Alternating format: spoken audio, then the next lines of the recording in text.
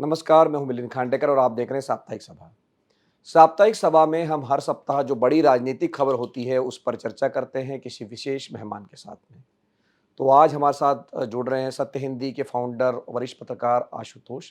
आशुतोष, आपका स्वागत है। और इस हफ्ते जो 2 बड़ी खबरें रही है, सप्ताह की शुरुआत तो हुई ऑपरेशन सिंदूर पर, संसद में चर्चा हुई, आरोप-प्रत्यारोप हुए और उस आरोप-प्रत्यारोप के केंद्र में कहीं न कहीं अमेरिका के राष्ट्रपति डोनाल्ड ट्रंप रहे, जो बार-बार ये दावा करते रहे हैं कि उन्होंने भारत और पाकिस्तान में युद्ध विराम करा दिया। लेकिन ये जो ऑपरेशन सिंदूर से जो डोनाल्ड ट्रंप की चर्चा हुई थी, वो सप्ताह के आखिर होते-होते उन्होंने जिस तरह से एक तरह से भारत पर टैरिफ का जो स्ट्राइक किया या हमला किया कि भारत पर 25% टैरिफ लगा दिया, फिर ये भी शिकायत की कि रूस से वो हथियार हम खरीद रहे हैं, तेल खरीद रहे हैं। तो कुल मिलाकर जहां भारत-पाकिस्तान के युद्ध से बात शुरू हुई थी, वो टैरिफ पर आ गई और अमेरिका और भारत के संबंधों में तनातनी आ गई। तो आशुतोष, सबसे पहले मेरा आपसे सवाल ये है कि प्रधानमंत्री नरेंद्र मोदी बार-बार ये कहते थे कि ट्रंप उनके दोस्त थे और ये अभी से बात नहीं, 2016 के बाद से हम लगातार देखते हैं, जब पहले टर्म में थे और इस बार भी। बावजूद इसके जो पिछले 3-4 महीनों में उनका व्यवहार देखेंगे, खास करके जब ऑपरेशन सिंदूर हुआ, तब पहले ये कह देना कि सीज़ फायर मैंने करवा दिया। भारत के विदेश मंत्रालय के प्रवक्ता कहते, उससे पहले उन्होंने ऐलान कर दिया और वही बात बार-बार कही। और अब जबकि भारत को उम्मीद थी कि वो टैरिफ में उसको छूट मिल जाएगी या एक अच्छी डील हो जाएगी, अब तो बिल्कुल मतलब खुल्लम-खुल्ला वो विरोध पे आ गए कि पाकिस्तान को फेवर करते हुए दिख जा रहे। तो ये कहाँ बात बिगड़ी आपकी नज़र में, जब वो इतने अच्छे मित्र थे हमारे? देखिए मिलिंद जी, इस पूरे घटनाक्रम में हमें जो है भारत की जो पूरी विदेश नीति जिसको पिछले 10 सालों से बहुत ही प्रभामंडित करने की कोशिश की जा रही थी और जिसको अगर मैं कहूँ, एक मशहूर विदेश नीति के एक्सपर्ट जिनका नाम है एस्ले टेलिस, जिन्होंने भारत के संदर्भ में एक बड़ा लेख लिखा था, भारत की विदेश नीति के ऊपर एक बड़ी टिप्पणी की थी, जिसमें उन्होंने कहा था कि इंडियाज ग्रेट पावर डिल्यूजन्स, यानी भारत में एक ऐसी स्थिति अपने आप को डाल लिया कि उसको ये महसूस होने लगा, वो इस बात को महसूस करने लगा कि भारत तो अब ग्रेट पावर हो गया है। विश्व गुरु। यानी एक सेल्फ क्रिएटेड बिलीफ सिस्टम हमारे यहाँ पैदा हो गया और हम ये मानने लगे कि अब तो हम विश्वगुरु हो गए हैं, विश्वमित्र जैसे शब्दों का इस्तेमाल करने लगे। प्रधानमंत्री नरेंद्र मोदी जी जहां जाते हैं, उनका दुनिया के एक बड़े स्टेट्समैन के तौर पर स्वागत होता है और जो अंग्रेजी का एक फ्रेज है, the India has arrived at the global power at the global stage, ये उसको एक बहुत बड़ा झटका था। और वाकई में भारत के अंदर जो है एक सच्चाई से साक्षात करने का ये एक क्षण था कि जो भारत नरेंद्र मोदी के नेतृत्व में ये महसूस करने लगा था कि वो एक दुनिया के एक बड़े पावर के तौर पर स्थापित हो गया है, उसको अचानक एक झटका लगता है डोनाल्ड ट्रंप नाम के एक आदमी से, और साथ ही साथ ऑपरेशन सिंदूर के दौरान। ट्रंप, जिसके बारे में नरेंद्र मोदी ने कहा था कि वो हमारे बड़े अच्छे दोस्त हैं, जिसके लिए अमेरिका जाकर उन्होंने अब की बार ट्रंप सरकार की बात भी की थी, वो ये शायद ये भूल गए थे कि भारत आज भी एक मिडिल लेवल का पावर है और उसकी अमेरिका से कोई तुलना नहीं है। और अमेरिका के राष्ट्रपति अगर भारत के प्रधानमंत्री का सम्मान करते हैं, तो उसको इस नजरिए से नहीं देखना चाहिए कि अमेरिका भारत को अपने बराबर समझता है या ये मानता है कि भारत कोई बहुत बड़ी पावर हो गया है। अब अगर इस संदर्भ में अगर हम देखने की कोशिश करें, तो हमें एक झटका लगता है कि पिछले जब से ट्रंप राष्ट्रपति बने हैं, उसके बाद से लगातार भारत को एम्बैरेस करने की कोशिश कर रहे हैं। इसका पहला उदाहरण हमको उस वक्त मिला था जब अमेरिका के राष्ट्रपति ट्रंप के इनॉग्रेशन के समय भारत के प्रधानमंत्री को बुलावा नहीं आया था। उसके बाद आपने देखा कि जब भारत के प्रधानमंत्री अमेरिका में थे, उस वक्त भारत के लोगों को जो अवैध तरीके से अमेरिका में रहते थे, उनको हथकड़ी बेड़ी लगाकर भारत भेजा गया। उस पर भारत ने एक शब्द नहीं बोला, जबकि कोलंबिया, वेनेजुएला जैसे देशों ने उस पर टिप्पणी की थी और आपत्ति की थी। उसके बाद वो भारत को लगातार टैरिफ किंग कहते रहे और अब 25% का टैरिफ उन्होंने लगा दिया। साथ ही साथ ये भी वार्निंग दे दी है कि अगर आप रूस के साथ किसी तरीके से ऑयल लेंगे या फिर हथियार लेंगे, तो अलग से पेनाल्टी देनी पड़ेगी। मुझे लगता है भारत के घाव में नमक डाल के उसको और उंगली डाल के घुमाने जैसा है। ये भारत को अपमानित करने जैसी स्थिति है, क्योंकि अगर हम देखें इसी के बरक्स अमेरिका पाकिस्तान के साथ क्या कर रहा है। वो पाकिस्तान को ऑयल रिजर्व के एक्सप्लोरेशन में मदद कर रहा है। और सिर्फ यही नहीं कह रहा, बल्कि ये भी कह रहा है कि भारत, एक वक्त आएगा जब भारत को पाकिस्तान ऑयल सप्लाई करेगा। पता ये सेंटेंस मुझे समझ में नहीं आते, सेंटेंस को ट्रंप ने बोला होगा। और अब उन्होंने जो पाकिस्तान को जो टैरिफ लगाया था 29% को, उसको स्लैश करके 19% कर दिया गया है। यानी कहीं ना कहीं वो भारत को चिढ़ा भी रहे हैं, भारत को परेशान भी कर रहे हैं, भारत को एम्बेरस भी कर रहे हैं, ये जानते हुए भी कि पाकिस्तान और भारत के बीच का रिश्ता क्या है। तो मुझे लगता है कि सोची समझी रणनीति के तहत ट्रंप भारत को नीचा दिखाने की कोशिश कर रहे हैं, भारत को एम्बैरस करने की कोशिश कर रहे थे। और ये बात जितनी अच्छी तरीके से भारत के विदेश मंत्रालय को और भारत की सरकार को समझ में आ जाए कि वो अपने डिल्यूजन्स में ना रहे, एक अपनी मायावी दुनिया जो उन्होंने क्रिएट कर ली उससे बाहर निकले, सच्चाई का सामना करें, रूबरू करें, तो ज्यादा बेहतर होगा। नहीं तो आशुतोष, जैसा कि आपने कहा कि ट्रंप एक तरह से चिढ़ा रहे हैं, एम्बेरस कर रहे हैं बार बार, लेकिन हमने देखा कि राहुल गांधी भी इसमें मौका नहीं छोड़ रहे। वो भी एक तरह से ट्रंप का साथ देते हुए दिख रहे हैं, एटलीस्ट जैसे उन्होंने कहा कि सही कहा उन्होंने कि भारत की इकोनॉमी डेड हो गई है, राहुल गांधी ने कल कहा। या उन्होंने बार बार चिढ़ाया जब मोदी जी बोल रहे थे कि आप ट्रंप का नाम लेने से क्यों डर रहे हैं। लेकिन कहीं ना कहीं विदेश नीति का एक शिष्टाचार भी होता है कि ट्रंप भले ही उस तरह की बात करें, हमारे यहाँ ये परंपरा रही नहीं है। तो राहुल गांधी भी उकसा रहे हैं, सरकार को चिढ़ा रहे हो इस मौके पर। मिलिंद, हमारे राजनीति का दुर्भाग्य ये है कि अब राजनीति के अंदर शिष्टाचार खत्म हो गया है। संसद के अंदर जब ऑपरेशन सिंदूर जैसे गंभीर मसले पर चर्चा हो रही हो, जिसमें सारी राजनीतिक पार्टियों को एकजुट होकर एक स्वर में बात करनी चाहिए और ये संदेश दुनिया को देना चाहिए कि जब भारत पे आतंकी हमला होता है या भारत जब कोई मिलिट्री एक्सरसाइज करता है तो पूरा देश एक होता है। लेकिन जिस तरीके से दो खांचों में बटा हुआ भारत दिखाई पड़ा, एक तरफ विपक्ष था जो तीखे हमले कर रहा था प्रधानमंत्री के ऊपर, उनकी सरकार के ऊपर, दूसरी तरफ सत्ता पक्ष था जो उतनी ही तीखेपन के साथ कांग्रेस पर हमला कर रहा था, विपक्ष पर हमले कर रहा था। और यहां तक तीखापन आ गया, यहां तक टूटन बीच में आ गई कि 1947 से लेकर 1971 तक की जितनी भारत की मिलिट्री उपलब्धियां थी सबको कटघरे में खड़ा करने की कोशिश की। यहां तक कि 1971 के लिए, जिसके लिए अटल बिहारी वाजपेयी ने इंदिरा गांधी की तारीफ की थी, दुर्गा का था, उसमें भी एक चिट्ठी निकाल के ले आया और कहा कि देखिए इंदिरा गांधी तो निक्सन के सामने रिरिया रही थी या उनके सामने गिड़गिड़ा रही थी। ये जो स्थिति है, इस स्थिति में अगर राहुल गांधी अगर मोदी को टिप्पणी करते हैं और ये कहते हैं कि भारत की इकोनॉमी डेड इकोनॉमी है, तो वो भी एक तरीके से उसी भाषा का प्रयोग कर रहे हैं जिस भाषा से सत्ता पक्ष या सरकार के लोग राहुल गांधी को डिस्क्रेडिट करने की कोशिश करते हैं, या उनको एक तरीके से एक बहुत ही जिसे कहते हैं ना कि एक ऐसे शख्स के तौर पर पेश करने की कोशिश करते हैं जिसकी कोई समझ नहीं। तो ये गलतियां दोनों तरफ से हो रही हैं और दोनों ही इस बात को नहीं समझ रहे कि पूरी दुनिया हमारी तरफ देख रही है और राष्ट्रीय सुरक्षा के मसले पर एक जबान में बात करनी चाहिए थी, वो नहीं हो पा रहा। ये उसका प्रतिफलन ज्यादा मुझे दिखाई पड़ता है। जहां तक अर्थव्यवस्था की बात है, भारत सरकार कितने भी दावे कर ले, मेरा तो व्यक्तिगत तौर पर मानना है कि भारत की अर्थव्यवस्था की स्थिति बिल्कुल ठीक नहीं है। भारत को बहुत कुछ करने की जरूरत है। भारत में आज भी फॉरेन डायरेक्ट इन्वेस्टमेंट लगातार गिरता जा रहा है। भारत के अंदर डिमांड पिछले 5-6 सालों से लगातार नहीं उठ रही है। भारत के अंदर जो मैन्युफैक्चरिंग सेक्टर है उसकी हालत लगातार खराब होती जा रही है, उसका जीडीपी के अंदर कंट्रीब्यूशन भी लगातार कम होता जा रहा है।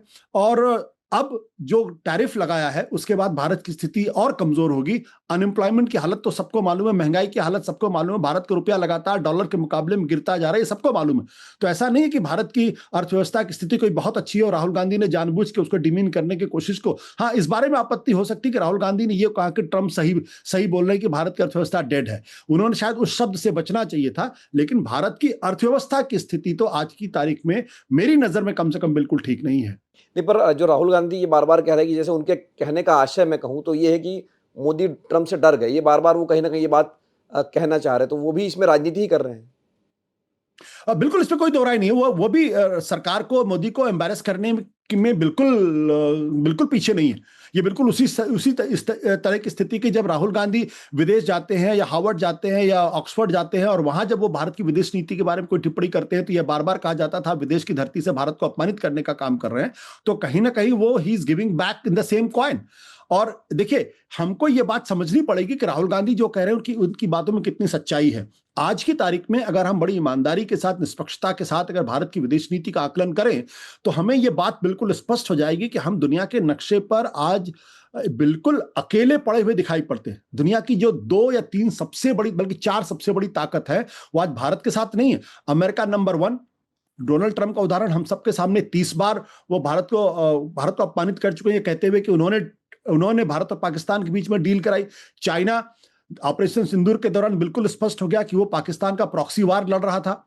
उसके बाद उसने जो है वो जो रेयर अर्थ मैग्नेट है उसके एक्सपोर्ट पे, जो स्पेशलाइज्ड फर्टिलाइजर है उनके एक्सपोर्ट पे वो वहां रोक लगाने की कोशिश कर रहा है, जिसकी वजह से भारत की जो ऑटो इंडस्ट्री है, जो जो दरअसल इलेक्ट्रिक व्हीकल्स बनाती है, राजीव बजाज ने तो स्पष्ट तौर पे कहा कि हमारा तो धंधा ही चौपट होता हुआ दिखाई पड़ रहा है। और वो इसलिए क्योंकि उनको चीन से रेयर अर्थ मैग्नेट नहीं मिल पा रहा है। इसके साथ साथ फॉक्सकॉम से अपने 300 इंजीनियर्स को चाइना ने वापस कर लिया। और हम क्या कर रहे हैं, हम 5 साल बाद चाइनीज को वीजा दे रहे हैं।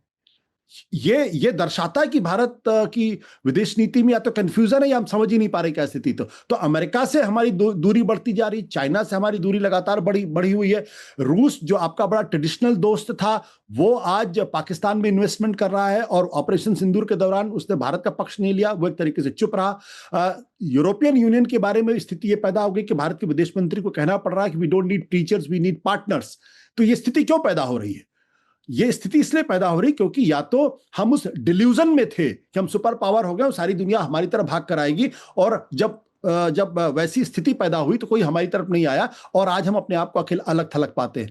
तो भारत की विदेश नीति का ये बहुत बड़ा संकट है और नरेंद्र मोदी को ये बात समझनी चाहिए कि क्या इस वक्त देश में जो विदेश नीति को लेकर जो चर्चा हो रही है उसमें सच्चाई है या नहीं है, और उसके बरक्स क्या हमको अपने आप को जिसे कहते हैं री इमेजिन करने की जरूरत है या नहीं है। नहीं तो सबसे आखिर में आशुतोष, जहाँ से बात शुरू हुई थी इस सप्ताह की, ऑपरेशन सिंदूर में जो दोनों भाषण हुए, विपक्ष के नेता राहुल गांधी का और प्रधानमंत्री का, तो आपका वर्डिक्ट क्या है कि इनमें कौन भारी पड़ा इस भाषण में? नहीं, मुझे लगता है कि सरकार की किरकिरी ज्यादा हुई है। देखिए, मैं इसलिए ये बात कहता हूं क्योंकि राहुल गांधी का जो स्पीच थी, बहुत दिनों के बाद मैंने एक बहुत ही अच्छी और बहुत शानदार स्पीच सुनी जो बिल्कुल टू द पॉइंट थी। और राहुल गांधी ने एक चीज को समझा कि वो हिंदी में उन्होंने स्पीच नहीं दी। अगर वो हिंदी में देते तो निश्चित तौर पर कुछ ना कुछ गलतियां, भाषा के संदर्भ में गलतियां होती या दिक्कतें पैदा होती। उन्होंने उसको अंग्रेजी में भाषण दिया और उसका एक मकसद ये भी था कि भारत का जो एंग्लिसाइज्ड जो मिडिल क्लास है वो भी उनकी बातों को सुने और जो ग्लोबल मीडिया है वो भी उनकी बातों को सुने। उस संदर्भ में अगर आप देखें तो प्रधानमंत्री जी ने 2 घंटे का भाषण दिया, लेकिन उसमें बहुत लंबा भाषण था, रेपिटेटिव था। नेहरू गांधी परिवार पे लगातार हमले थे, भारत के अतीत को एक तरीके से कलंकित करने की या उसको डिस्क्रेडिट करने की कोशिश थी।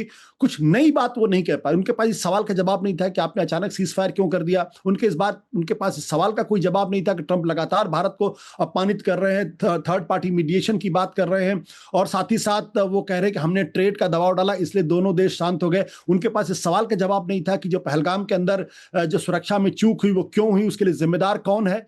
तो जो मूल सवाल थे उनको टालने की कोशिश थी, उसको सीधे एड्रेस करने की कोशिश नहीं थी, और बार बार अपना महिमा मंडन करने की कोशिश थी जो लोगों के गले नहीं उतर रही थी। ये कोशिश अमित शाह ने भी की, ये कोशिश नरेंद्र मोदी ने भी की, ये कोशिश भारत के विदेश मंत्री ने भी की। लेकिन इन सब में जो सबसे अच्छा भाषण मुझे लगा था वो था राजनाथ सिंह का भाषण था, जो एक स्टेट्समैन लाइक भाषण था, जिन्होंने ये कहने की हिम्मत दिखाई कि 26/11 के हमले के बाद उस वक्त की सरकार ने जैसा उनको उचित लगा वैसी उन्होंने कार्रवाई की। ये अपने आप में बड़ी बात है क्योंकि नरेंद्र मोदी की सरकार में ऐसे शब्दों का इस्तेमाल नहीं होता है कि वो सीधे मनमोहन सिंह को जिम्मेदार ठहरा दिया जाता है। कहा जाता है उनके समय में तो आतंकवाद बहुत बड़ा और वो मुसलमानों को अपील करने के लिए आतंकवादियों को छोड़ रहे थे या पाकिस्तान परस्त हो रहे थे। तो उस संदर्भ में अगर आप देखेंगे तो लगेगा, यहां तक कि अगर आप देखें जिस तरीके से संजय सिंह ने भाषण दिया, जिस तरीके से मनोज झा ने भाषण दिया, कल्याण बनर्जी ने जो भाषण दिया, कनिमोरी ने जो भाषण दिया, वो बहुत गोगोई का भी भाषण बहुत अच्छा भाषण था, टू द पॉइंट थे। जो सवाल खड़े किए जा रहे थे सत्ता पक्ष की तरफ से बहुत कमजोर वक्ता थे। अब आप तेजस्वी सूर्या को उतारेंगे तो फिर क्या होगा? आप नितिन गडकरी को क्यों नहीं उतार सकते, जो बहुत अगर गंभीरता के साथ बात करते तो लोग उनकी बातों को सुनते भी। तो मुझे लगा कि कहीं ना कहीं सरकार के पास जवाब नहीं थे, उनको टालने की कोशिश थी, और उसका पूरा जो ठीकरा था वो विपक्ष के सर फोड़ने की कोशिश की। और ये मुझे लगा कि ये साफगोई नहीं थी, इसलिए उनके भाषण में मुझे कोई बहुत दम दिखाई नहीं पड़ा, और मुझे लगा कि सत्ता पक्ष इस बार कमजोर दिखाई पड़ा और थोड़ा एम्बैरस दिखाई पड़ा। नहीं तो एक और बात जो चूंकि आप कह रहे हैं कि ये जो विपक्ष का आरोप था खास करके राहुल गांधी का कि ट्रंप के दबाव में भारत ने सीज फायर कर लिया और ट्रंप भी यही दावा कर रहे थे कि मैंने ट्रेड डील के चक्कर में इनसे समझौता करवा दिया। लेकिन अब ये बात तो कहीं न कहीं साबित हो गई कि भारत झुका नहीं ट्रंप के दबाव के आगे, इसीलिए ट्रेड डील नहीं हो पाई, इसीलिए टैरिफ लगा। तो ये कहीं न कहीं कॉन्ट्राडिक्ट करता है उस आरोप को जो राहुल गांधी लगा रहे थे या ट्रंप दावा कर रहे थे। ये परसेप्शन जरूर बनाने की कोशिश की जा रही है, लेकिन मुझे इस सवाल का जवाब नहीं मिलता कि अगर डोनाल्ड ट्रंप 30 बार ये कह रहे हैं कि उन्होंने मीडिएशन किया है, तो एक बार भारत के प्रधानमंत्री क्यों नहीं इस बात को कहते कि डोनाल्ड ट्रंप गलत बोल रहे हैं या साफ नहीं बोल रहे हैं या गलत बयानी कर रहे हैं? क्योंकि जब आप इस तरीके से नहीं बात करते तो ये परसेप्शन पूरी दुनिया में जाता है कि भारत कमजोर हुआ। दूसरी बात देखिए, हमें समझना पड़ेगा कि जो दो चीजें जिस पर डोनाल्ड ट्रंप कंसेशन की बात कर रहे हैं, एक जो जिसे कहते हैं डेयरी का काम है, दूसरा कृषि का काम, एग्रीकल्चर और डेयरी, इन दोनों में मोदी सरकार चाहकर भी किसी तरीके का कंसेशन नहीं दे सकती है। अगर वो इसमें कंसेंसस देने की कोशिश करेगी तो भारत के अंदर इसको लेके बहुत बवाल हो जाएगा। किसान बड़े पैमाने पर नाराज हो जाएंगे और ये उनकी पॉलिटिक्स के लिए ठीक नहीं। तो ऐसा नहीं है कि उन्होंने दबाव में गिव एंड टेक करने की कोशिश नहीं की होगी, लेकिन कुछ ऐसे फैसले होते हैं जो आप नहीं कर सकते। तो मेरा मानना यह है कि भारत अभी भी एक बहुत बड़ा देश है, 140 करोड़ मुल्क का देश है, और अगर प्रधानमंत्री जी अगर खुलकर कहते हैं कि ट्रंप हमारे दोस्त हैं लेकिन वो गलत बयानी कर रहे हैं, तो मुझे नहीं लगता था कि इस ट्रेड वॉर में कोई भारत का कोई नुकसान होने वाला था। डोनाल्ड ट्रंप जो है वो ट्रेड ऑफ करते हैं, वो ट्रांजैक्शनल पॉलिटिक्स करते हैं। अगर आप उनको कुछ देने के लिए तैयार होंगे तो आपको कुछ देंगे, नहीं तो वो आपको बेइज्जत करने का काम करेंगे और सारी दुनिया को बेइज्जत करने का काम करेंगे, सिर्फ भारत की बात नहीं है। ऐसे में भारत को मजबूती के साथ खड़े रहना चाहिए था और ऑपरेशन सिंदूर के दौरान जो सीजफायर की उन्होंने बात की थी उस पर उनको तुर्की ब तुर्की जवाब देना चाहिए, जो उन्होंने नहीं दिया। इसलिए यह परसेप्शन है कि भारत कहीं दबता हुआ दिखाई पड़ा। मैं ये नहीं मानने को तैयार हूं कि भारत के अंदर कोई भी प्रधानमंत्री होगा वो दब के कोई काम करेगा, लेकिन अगर ये परसेप्शन जाता है कि हम दब रहे हैं तो ये परसेप्शन भी भारत की विदेश नीति के लिए और भारत की छवि के लिए ठीक नहीं है। बहुत बहुत धन्यवाद आशुतोष इस बातचीत के लिए। तो हमारे साथ जुड़े थे वरिष्ठ पत्रकार सत्य हिंदी के फाउंडर आशुतोष, जिन्होंने हमसे विस्तार से बात की दोनों मुद्दों पर कि डोनाल्ड ट्रंप इस तरह से क्यों व्यवहार कर रहे हैं भारत के साथ। साफ साफ वो पाकिस्तान की साइड लिखते हुए दिख रही है।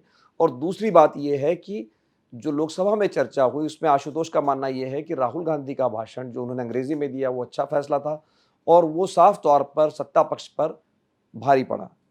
साप्ताहिक सभा का यह अंक देखने के लिए आपका बहुत बहुत धन्यवाद। नमस्कार।